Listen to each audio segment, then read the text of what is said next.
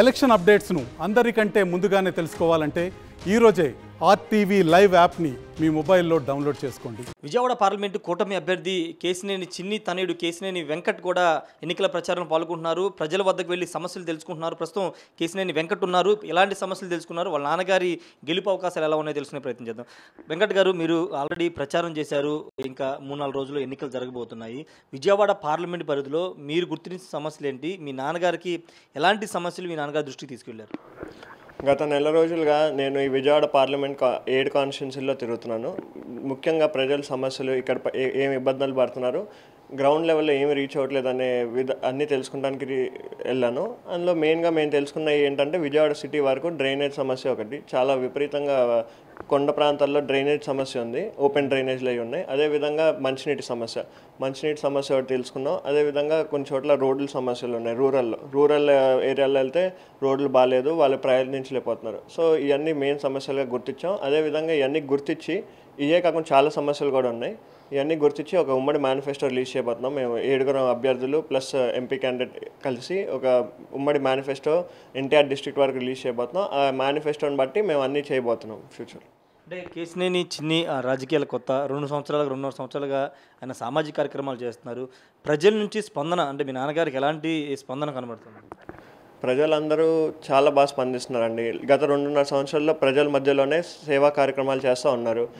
కావాల్సిన వాళ్ళకి medical camp, అన్నా క్యాంటీన్, అదేవిధంగా జాబ్ మేళా, ఏది కావాలంటే అది చదువుకునే పిల్లలకి ఫీజు కావాలంటే ఫీజు, ఇవన్నీ కడుతూ ఉన్నారు.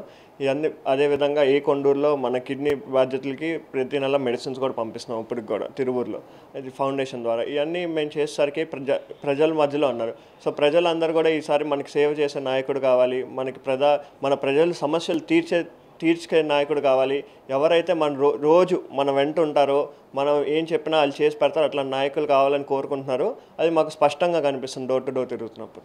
ఇప్పుడు మీ నాన్నగారు మీద కేశినేని నాని తీవ్రస్థాయిలో విమర్శలు చేస్తున్నారు. మొన్న ఆధారాలు చూపించి స్కామ్ స్టార్ అదని చాలా ఆరోపణలు చేశారు. వాటి మీద ఎలా స్పందిస్తారు? మీ పేరు పెట్టుకుని, అంటే ఆయన పేరు పెట్టుకోకుండా మీ పేరు పెట్టి కొన్ని ఫ్రాడ్ సంస్థలు పెట్టారు. ఈడీ కూడా దీని మీద కేసు పెట్టాలని చాలా ఆరోపణలు చేశారు. అవన్నీ ఆరోపణలు అండి. ఆయన ఏవో ప్రూఫ్లు అని చూపించారు. ఆ ప్రూఫ్ల్లో కూడా ఏవో ఫర్మ్ పేర్లు, ఆయనకి ఇష్టం వచ్చిన ఫర్మ్ పేర్లు చెప్పారు. అందులో నేను డైరెక్టర్ అని చెప్పారు. అది ఆయన ప్రూవ్ చేయలేదు. తర్వాత ఏమంటారంటే హైడ్ చేశారంటారు. గవర్నమెంట్లో ఉన్నది ఎవరన్నా పేర్లు హైడ్ చేయగలుగుతారా అండి? ఇష్టం వచ్చినట్టు విమర్శలు చేశారు. ఆయన అక్కడెక్కడో ఏదో ఉందంటారు, ఇక్కడ ఏదో అంటారు. అవన్నీ ఏదో కంపెనీ మీద ఉన్నాయంటారు. ఆ కంపెనీలన్నీ మాయ అంటారు, మా బినామీలే అంటారు. అంటే ఆయనకి వీళ్ళందరికీ ఎట్లా తెలుసు అండి మా బినామీలు ఎవరో లేదా వీళ్ళెవరో? ఇంకా వాళ్ళు ఇష్టం వచ్చినట్టు ఆరోపణలు చేస్తే మేము చేస్తాం. వాళ్ళు ఎవరు బినామీలు అవ్వచ్చు, ఆయనకి ఎంతమంది బినామీలు, అవన్నీ ఊరికే ఆరోపణలు. ఇంకోటి కేశినేని ట్రేడ్ మార్క్ అన్నాడు. కేశినేని అనేది మా కుటుంబ పేరు. మాకు ఆయనకి ఎంత హక్కు ఉందో పేరు పెట్టుకుంటాం, మాకు అంతే హక్కు ఉంది. మేము పెట్టుకుంటాం తప్పే ఉందండి. కేశినేని డెవలపర్స్ అనేది ఒక సంస్థ.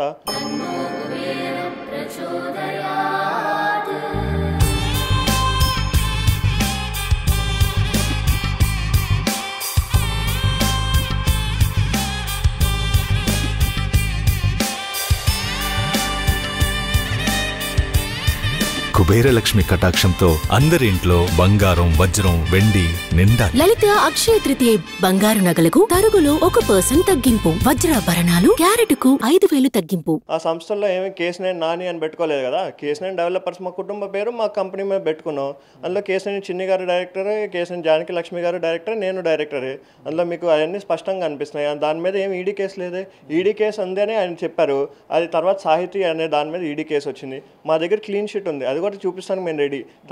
తర్వాత ఈడీఓలు ఏం చెప్పారంటే అది క్లీన్ షీట్, అది మేము బై మిస్టేక్ పెట్టాం, దానికి క్లీన్ షీట్ ఉందని కూడా మా దగ్గర ఆధారాలు ఉన్నాయి. కూడా మేము రేపు ఎట్లా రిలీజ్ చేయబోతాం. మీరు అడిగితే మీకు సాఫ్ట్ కాపీలు కూడా పంపిస్తాం. ఎందుకు మీ నాన్నగారిని ఎంతమంది టార్గెట్ చేస్తున్నారు అంటే దీనికి కారణం ఏం చెప్తారు?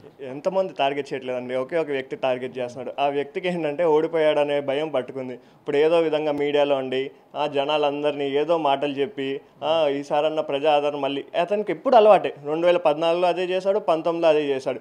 ఏమన్నా అంటే ఒకటే మాట వచ్చానికి చీటర్లు అంటాడు, స్కామ్స్టర్లు అంటాడు, ఏదేదో అంటాడు. అతనికి వచ్చిన మాటలే ఏంటంటే ఈసారి ఎట్లాగో ఆయనకి భయం పట్టుకుంది, కూటమి ప్రభుత్వం రాబోతుంది, మీరు ఏ సర్వే చూసినా నేషనల్లో ఏ సర్వే చూసినా కూడా ఈసారి విజయవాడ పార్లమెంట్లో కూటమే ఎన్డీఏ ఎంపీఏ గెలవబోతున్నాడు అని వచ్చింది. దానికి ఆయనకు భయం పట్టుకుని ఇప్పుడు ఏదో విధంగా జనాల్లోకి వెళ్ళి ఇతను ఇది అని చెప్పి, ఇతను ఫ్రాడ్ అని చెప్పి, ఇతను స్కామ్స్టర్ అని చెప్తే ఆయనకు ఓట్లు పడతాయని ఏమో ధైర్యం అని ఆయన అనుకుని చేస్తున్నాడు. ఇప్పుడు ఎట్లా భయంలో ఉన్నాడు ఆ మనిషి. అందుకే ఇట్లాంటి ఏ ఆరోపణలు చేస్తాడు. జనాలు ఎవరు కూడా యాక్సెప్ట్ చేసే విధానంలో లేరు. ఆయన నోటుకు వచ్చింది వాగితే జనాలు ఎవరు ఒప్పుకోరు. ఎట్లాగో అలా జనాలు అందరూ ఫిక్స్ అయిపోయారు ఈసారి కేసీఆర్ చిన్ని గారికే ఓటేద్దామని. అదే చేయబోతున్నారు. ఈయన ఏదో ఆరోపణలు చేస్తారు, దానిలో ఏమి ఉండదండి. అంటే కేసీఆర్ శ్వేత కానీ హైమా కానీ ఇద్దరు కూడా ఆరోపణలు చేస్తున్నారు. మీకు ఇక్కడ సొంత ఇల్లు లేదని, తర్వాత హైదరాబాద్ వెళ్ళిపోతారని, హైదరాబాద్ నుంచి వచ్చారు మళ్ళీ హైదరాబాద్, ఇలా రకరకాల వ్యాఖ్యలు చేస్తున్నారు వాళ్ళిద్దరు కూడా. మేము గత 2.5 సంవత్సరాల నుంచి విజయవాడలోనే ఉంటున్నామండి. మాకు సొంత ఇల్లు కూడా అపార్ట్మెంట్ ఉందని కేసీఆర్ నాని గారు మొన్న అన్నారు. ఒక ఇల్లు లేదు అపార్ట్మెంట్ అంటే మేము అపార్ట్మెంట్లో ఉంటే ఇల్లులో ఉంటే ఆయన అది ఇట్స్ ఇండిఫరెంట్ అండి. ఒక అపార్ట్మెంట్లో ఉంటాం ఓకే. తర్వాత కేసీఆర్ శ్వేత గారు 2021లో కార్పొరేటర్గా గెలిచినాక ఒక రోజు లేరు ఇక్కడ. మళ్ళీ ఆవిడ హైదరాబాద్ వెళ్ళిపోయి మళ్ళీ మొన్న వచ్చి రాజీనామా చేశారు. ఇన్ని రోజులు జనాల్లో కూడా తిరగలేదు. ఒకరోజు ఆ కార్పొరేషన్ మీటింగ్ కూడా వెళ్ళింది లేదు. మనమేమో మా నాన్నగారేమో కోవిడ్ నుంచి రోజు ఆల్మోస్ట్ 365 డేస్ ఉంటే ఆల్మోస్ట్ కొన్ని రోజులు వ్యాపారానికి పక్కన పెడితే మిగతా రోజులన్నీ జనాల మధ్యలోనే ఉన్నారు. జనాలు అందరికీ తెలుసు ఎవరు ఇక్కడ ఉండబోతారో ఎవరు వెళ్ళిపోతారో. దానికి మనం ఏం ఆన్సర్ ఇవ్వాల్సిన అవసరం లేదు. ప్రజలందరికీ తెలుసు, వాళ్ళకి కూడా తెలుసు మేము ఉంటామని. బట్ వాళ్ళు ఏదో ఒక ఆరోపణ చేయాలి కాబట్టి మాట్లాడుతూ ఉంటారు ఫేమ్ కోసం. Thank you. ఖచ్చితంగా కేశినేని శ్వేత కార్పొరేటర్గా గెలిచిన తర్వాత ఎన్ని రోజులు విజయవాడలో సమాధానం చెప్పాలని చెప్తున్నారు. గెలిచిన తర్వాత వెళ్ళిపోయి మళ్ళీ వచ్చి రాజీనామా చేసి ఇప్పుడు ఏవో ఆరోపణలు చేస్తున్నారని చెప్తున్నారు. ఖచ్చితంగా విజయవాడ ప్రజలు కేశినేని చిన్నిని గెలిపించడానికి సిద్ధంగా ఉన్నారు. ప్రజల్లో ఆ స్పందన కనబడుతుందని కేశినేని వెంకట్ చెప్తున్నారు. Camera person ప్రసాద్తో Rayesh RTV Vijayawada నుండి. నమస్తే అండి.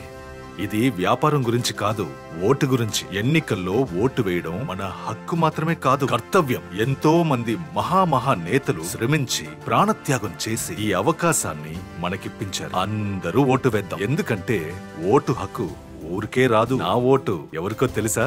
అది సీక్రెట్ అండి.